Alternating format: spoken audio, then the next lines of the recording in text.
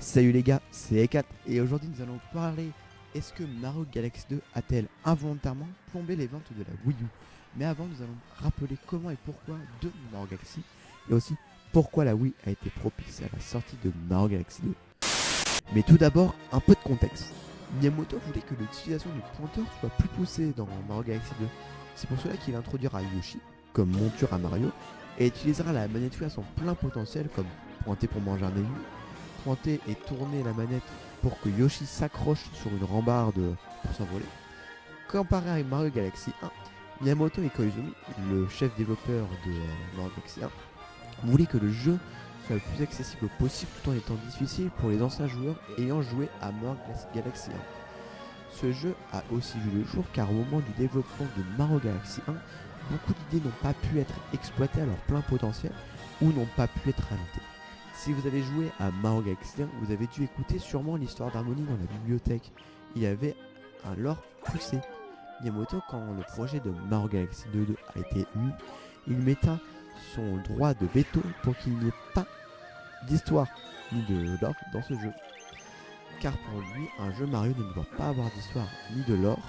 C'est pour cela qu'il n'y aura pas de lore dans Mario Galaxy 2.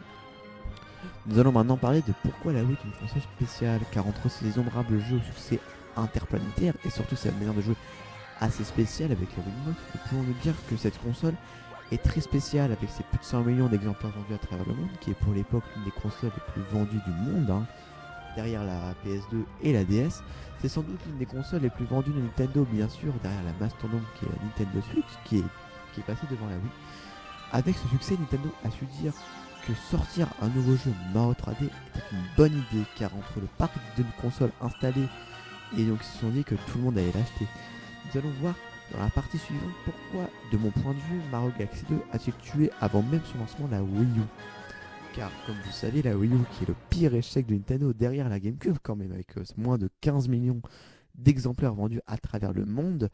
Nous allons voir ça dans la partie suivante. Nous pouvons voir en nous posant la question suivante, est-ce qu'ils auraient pas dû sortir Mario Galaxy 2 sur la Wii U? Nintendo avait tout intérêt à sortir Mario Galaxy 2 sur la Wii U à ce moment-là, car après la sortie fulgurante du 1, ils devaient sortir un nouvel opus sur la prochaine console. Car en sortant 2 ans avant la sortie de la Wii U, Nintendo a dit aux joueurs que leur console n'était pas encore morte, alors qu'elle était sur sa phase déclinante de sa vie. Mais en y repensant, sans nouveau Mario 3D à sa sortie, en embrouillant tous les journalistes et les consommateurs car ils pensaient que le gamepad était un accessoire à la Wii alors que c'était une nouvelle console de dernière génération avec en HD, attention, c'était la première en HD. Étant donné qu'ils aient embrouillé tout le monde, sur la Wii U, les gens pensaient qu'il n'y allait pas avoir de Mario 3D avant assez longtemps et les hardcore gamers fans de Mario 3D se tourna du coup vers la 360 et la PS4 qui allaient sortir quelques temps après.